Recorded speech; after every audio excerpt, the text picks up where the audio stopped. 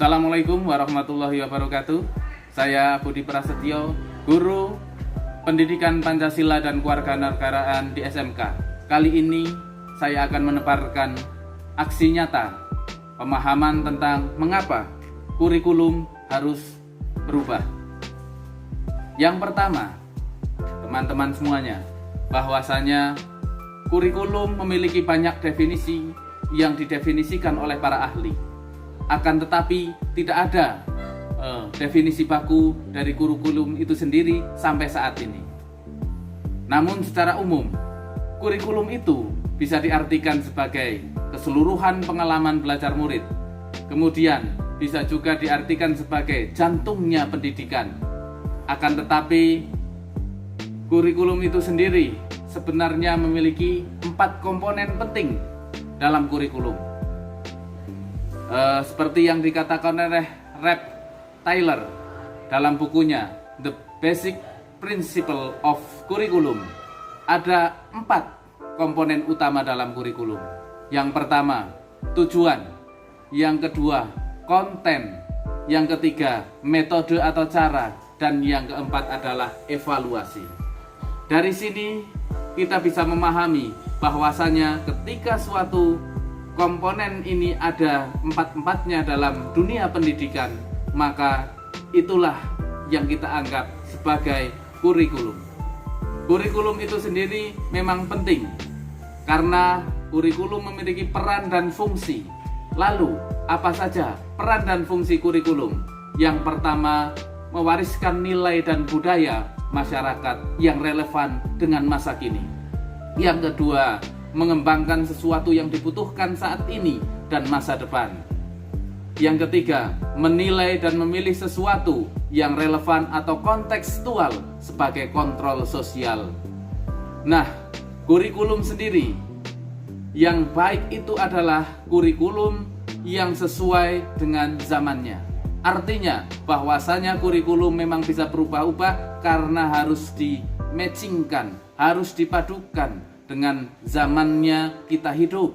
Berbeda kurikulum yang kita hadapi ketika saya masih SD, SMP maupun sekolah menengah zaman dahulu dengan kurikulum yang sekarang diterapkan dengan masa dan keunggulan murid-murid yang seperti sekarang ini.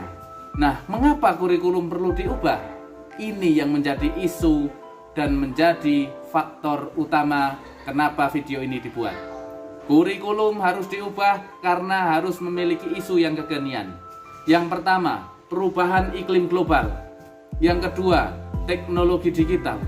Yang ketiga, industri multinasional. Dan yang keempat, transformasi budaya.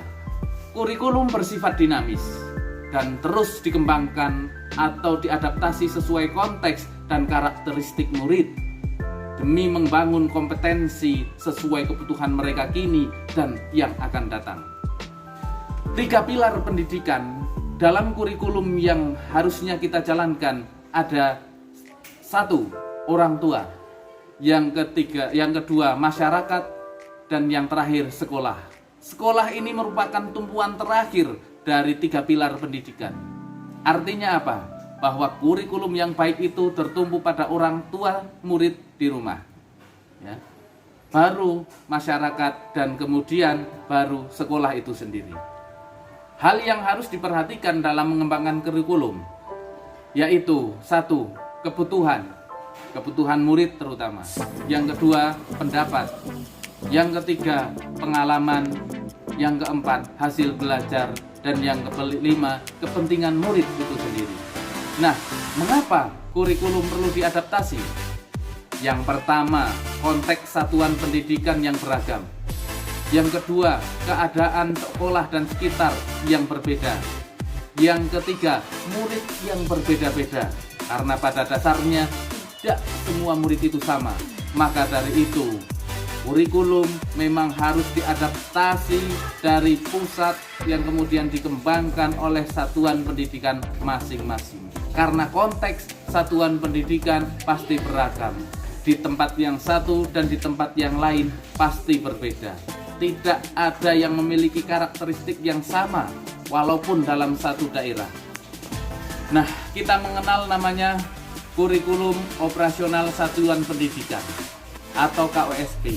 Bentuk adaptasi kurikulum harus sesuai dengan operasional pendidikan ini. Kerangka dasar kurikulum yang pertama adalah tujuan pendidikan nasional. Yang kedua, profil pelajar Pancasila.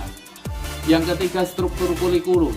Yang keempat, prinsip pembelajaran dan asesmen. Dan yang kelima, capaian pembelajaran. Maka hari itu, keanekaragaman latar belakang dan kemampuan murid merupakan tolak ukur adaptasi kurikulum operasional satuan pendidikan guna memastikan setiap murid akan berkembang sesuai dengan zamannya. Nah, maka dari itu, tonggak utama dari kurikulum ini adalah murid itu sendiri dan kebutuhan murid. Maka perlu sekali bahwasanya kurikulum itu untuk berkembang dan beradaptasi sesuai zaman kita masing-masing, termasuk bisa digunakan untuk mencapai masa depan murid itu sendiri. Salam istimewa, tetap bersama Kata Pak Pras. Assalamualaikum warahmatullahi wabarakatuh.